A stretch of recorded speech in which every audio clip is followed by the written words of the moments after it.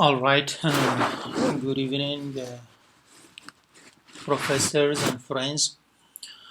The topic I'm going to share about is the academic leadership styles, the faculty efficacy, and the faculty job satisfaction. There is a case study at institutions of higher education in the west region of Afghanistan. The purpose of this presentation is to share the main findings from the quantitative phase of this study. It means this study has two phases, quantitative and qualitative. The first purpose of this presentation is to share the quantitative findings, part of the quantitative findings, and to remind you of how to do a simple mediation analysis. The main part of the quantitative findings were analyzed through simple mediation analysis. These are the keywords: academic dean, leadership styles, the faculty efficacy, and faculty job satisfaction. Leadership style is the main argument of this study, and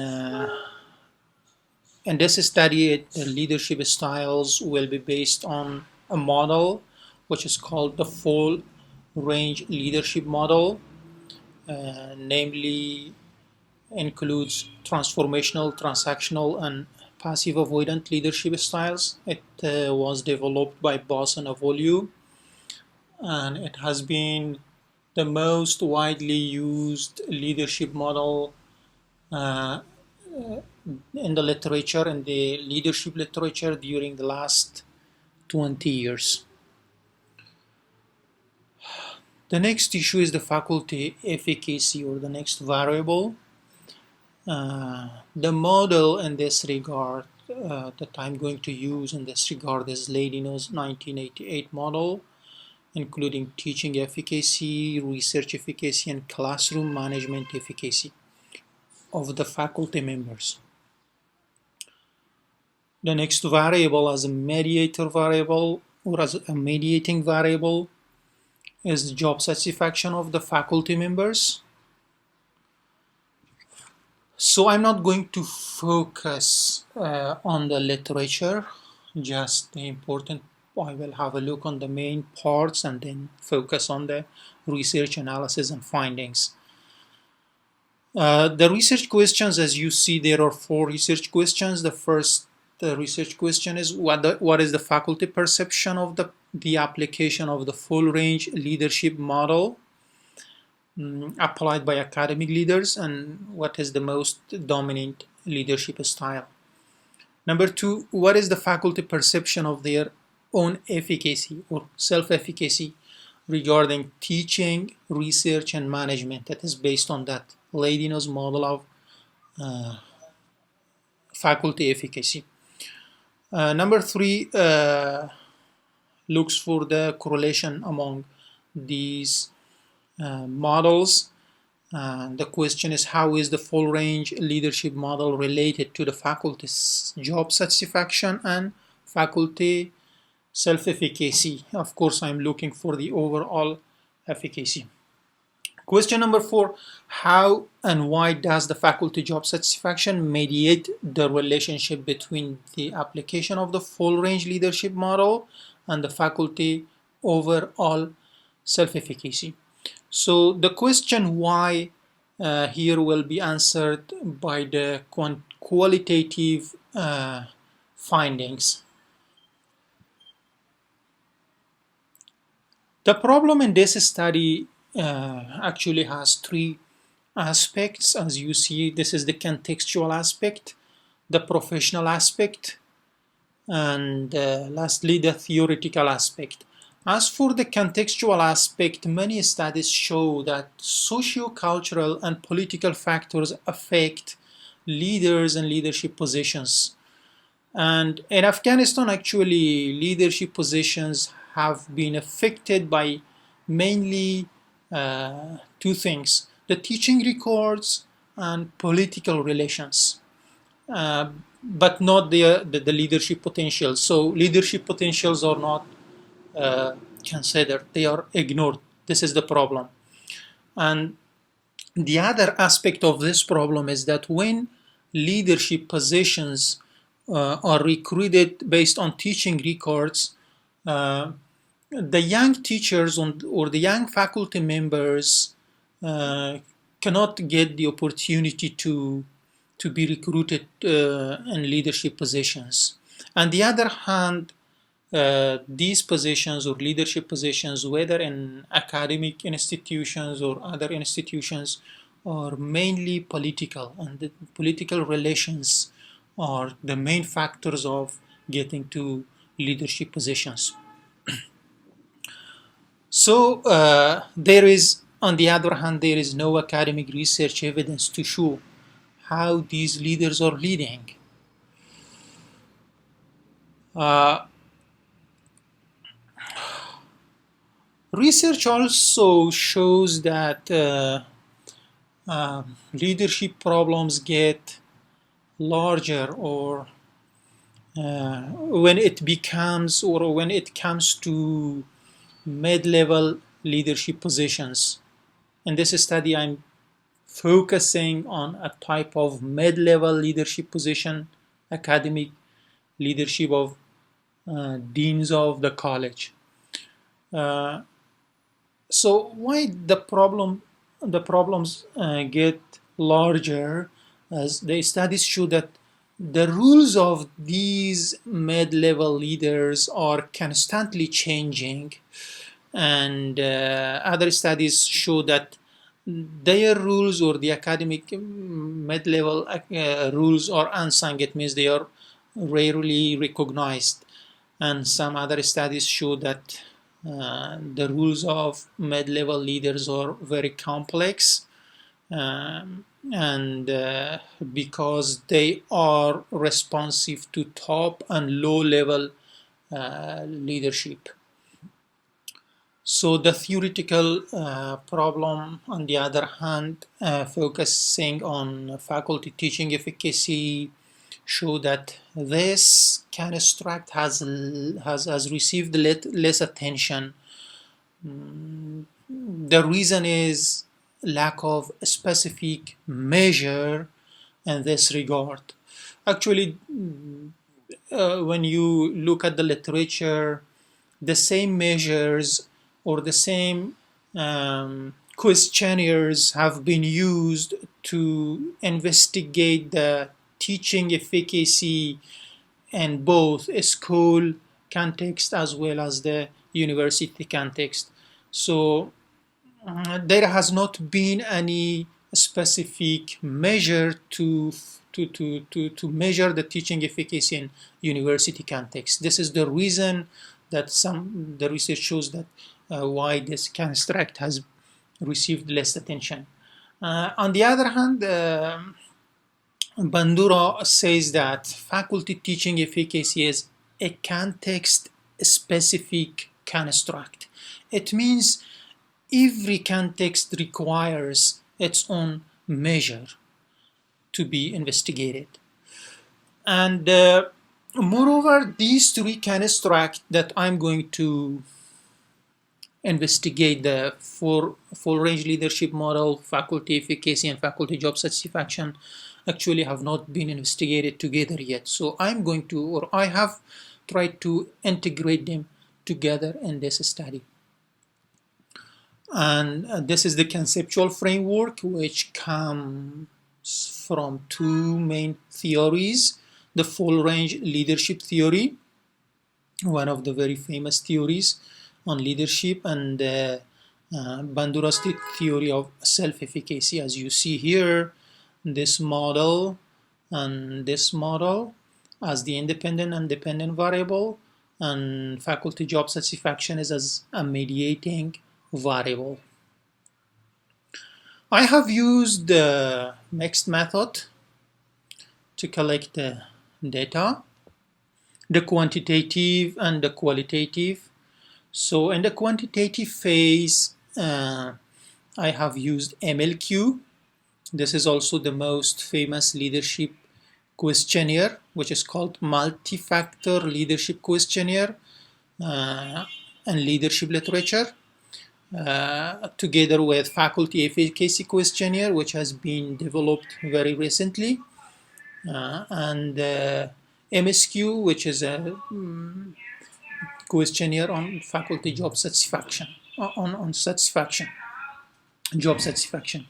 So the design that I have used is explanatory sequential design, as you see here. In this design first, based on this design first, quantitative data is collected, analyzed, and interpreted. Based on the result, the researcher can develop some question to conduct a qualitative study in order to support the result of the quantitative. So these days I'm working on analyzing the interview data.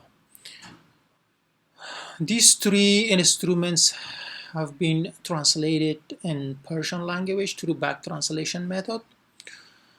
And the research setting, as I already mentioned, the research has been conducted in the west region of Afghanistan. This region of Afghanistan includes 5 provinces, and each province has a government institution of higher education. So there are 5 institutions of higher education in which I conducted this study. The number of the faculty is 232, and 13 colleges, different colleges. As you see, the faculty members come from different educational backgrounds, including bachelor, master, and PhD, and different genders, male and female. The validity and reliability of this study, as you see, the instruments have been checked for Cronbach alpha, and they are reliable, and the interview questions were validated by 2 education professors. The data was also checked for multicollinearity problem. There was no problem, and also it was checked for normality, and triangulation of this research comes from the use of mixed method, pilot study, and translating the instruments.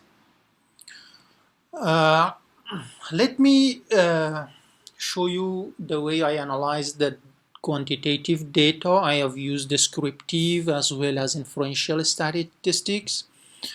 And descriptive, I used mean and standard deviation, while in inferential statistics, I have used paired t-test, correlation, multiple regression, and mediation analysis. Let me present the findings based on research question. As you already know, the first research question was, in what extent is the full leadership model applied by academic leaders, and what is the most dominant leadership style? To answer the first part of this question, I use descriptive analysis on the faculty responses on each of the subscales in the model. As you see here, the model has 3 main leadership styles. The first one is transformational, and this transformational has 5 subscales. As you see here, 5 subscales. And the mean of each subscale here, as you see, is above 3. And the highest mean belongs to idealized influence. So what does this imply? This implies that the leadership, transformational leadership, is applied in a higher extent. It means it is above 3. The same means are found for transactional leadership style. It has 2 subscales. Both subscales have a mean of higher than 3. So this shows that the first 2 styles are applied frequently based on the findings. However, the passive leadership styles having two subscales, the mean is below 2. This is not frequent. This is used rarely. So the second part of the research, the first research question about which one is the most dominant style. So the mean of each leadership style, the mean of transformational, transactional, as well as passive avoidant were calculated. As you see, the mean of transformational leadership is higher than the other two, so it can be concluded that the most dominant leadership applied by leaders is transformational leadership style. The second research question, if you remember, was the faculty level of efficacy with regard to teaching, research, and management, the Leiden's model. So I did a descriptive analysis to see the level of overall efficacy. As you see, it showed a moderate level. The mean shows a level of 5, mean of above 5, within a scale of 9. So this is above 5. So the overall efficacy is above 5, which shows a moderate level. But if we look at the 3 subscales, teaching, research, and management efficacy, teaching efficacy has a higher mean. It means the teachers scored themselves in teaching. They tend to be more efficacious than research and management. And regarding the third research question, which is the full range leadership model, how it is related to the faculty job satisfaction and faculty overall efficacy. Another descriptive statistic was done, and faculty level of job satisfaction was found higher in a higher level. It means this is above 3.5 from a scale of 5. So the overall satisfaction is above 5. And in order to see the correlations among the variables, among the leadership styles, faculty job satisfaction and faculty teaching efficacy, a Pearson correlation analysis was conducted, and the result is, the output is, as you see here, the transformational leadership style was found to have a significant relationship with faculty efficacy. But this relation is not that strong. It is about something about 3. And transactional leadership style was the transformational leadership style with job satisfaction was also found significant, but it is strong relationship. And transactional leadership style with overall efficacy is almost like transformational with overall efficacy. And transactional leadership style with job satisfaction is also found significant and a strong relationship between. However, the passive leadership style was not found to be significant. It is not significant neither with overall efficacy nor with job satisfaction. So totally we can say that transformational and transactional leadership were found to be moderately correlated with faculty job satisfaction and faculty overall efficacy. So that is why I went for another analysis to see how job satisfaction mediates the relationship between overall efficacy and the leadership styles. So this is the question number 4. How does the faculty job satisfaction mediate the relationship between the application of the full range leadership model and faculty overall self-efficacy. We should note that sometimes we use more than two observed variables.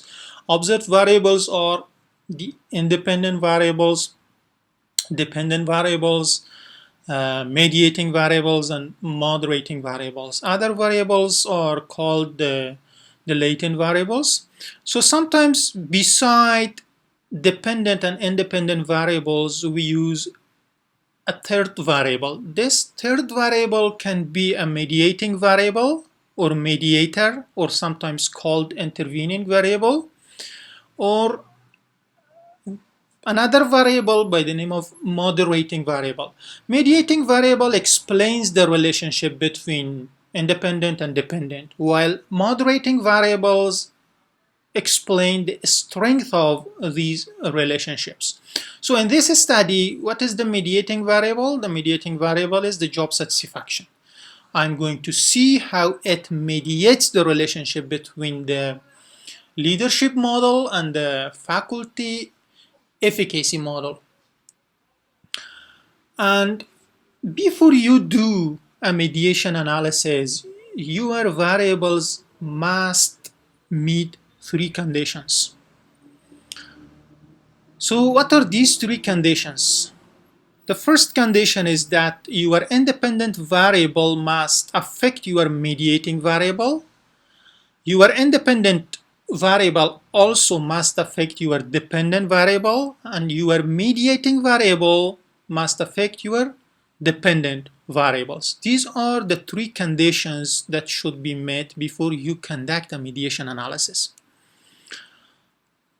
I tested for the first condition, finding the impact of independent variable on my mediating variable, and so I conducted a multiple regression analysis to investigate how transformational, transactional, and passive styles, it means the whole model, can predict my mediating variable. I found a significant regression equation. However, when I tested every of these styles individually, only transformational leadership style was found to affect the mediating variable. It means that I cannot use the other two, the transformational and the passive leadership styles, in the mediation hypothesis. So, as you see the output here, transformational leadership style was found significant to affect the job satisfaction. You see the other two styles here, they were not found significant. And the second condition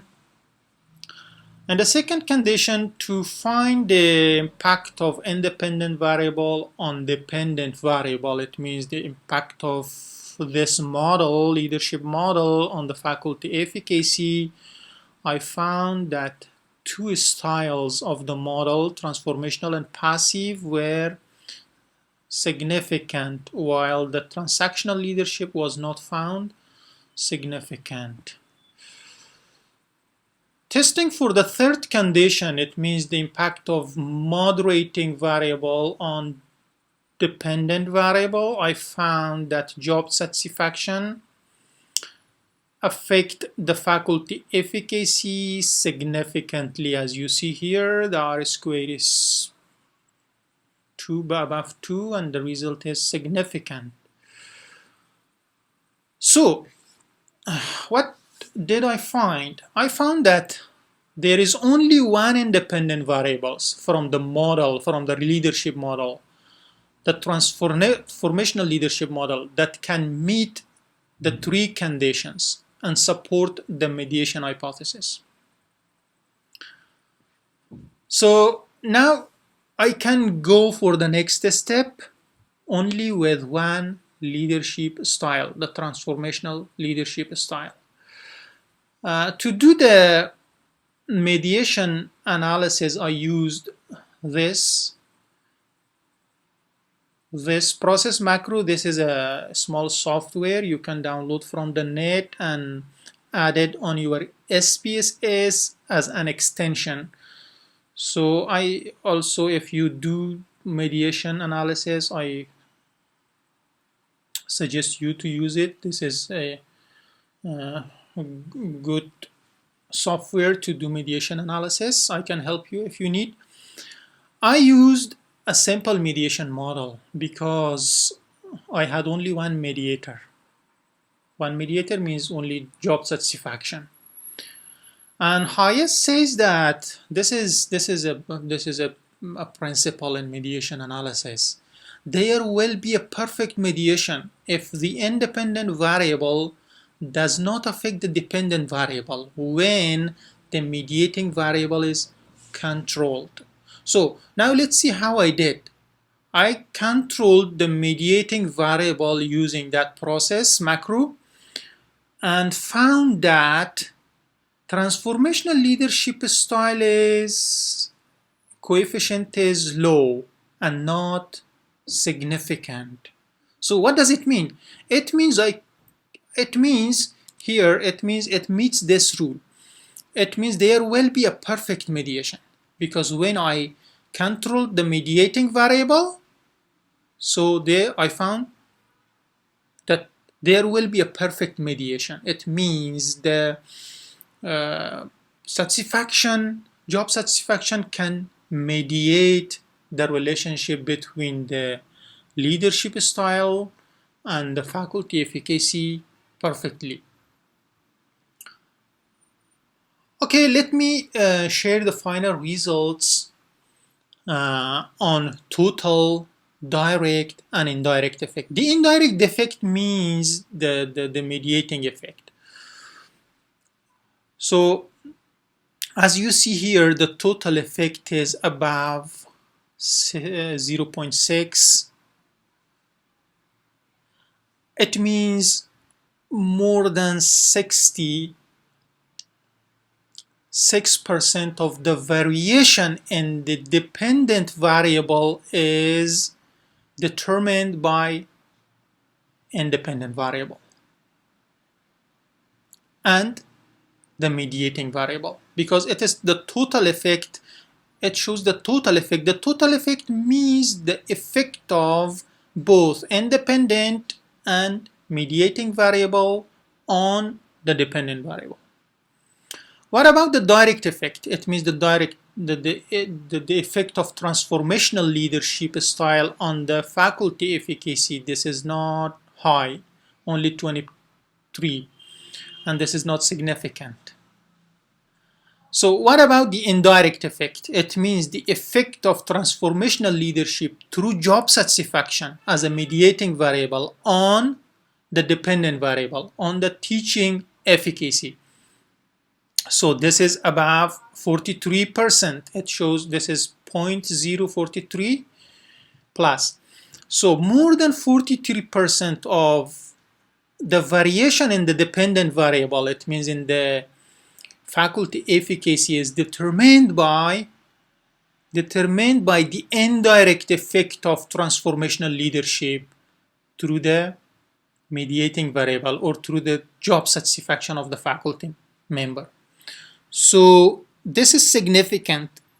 This significance is showed by bootstrapping technique. Bootstrapping technique, when the first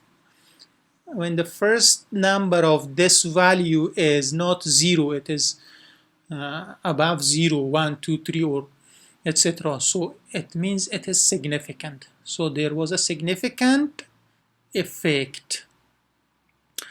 It can be concluded that the indirect effect of transformational leadership on the faculty efficacy is more than 43%, which shows that around 43% of the faculty overall efficacy, or the variation in overall efficacy, is indirectly, or we can say through the job satisfaction. It is determined by transformational leadership style. So this is the graph which shows different equations. There are three equations here as you see. The first equation shows the indirect effect of the independent variable. It means the effect of independent variable through the mediating variable on the dependent variable. This is the direct effect, and this is the total effect. Thank you.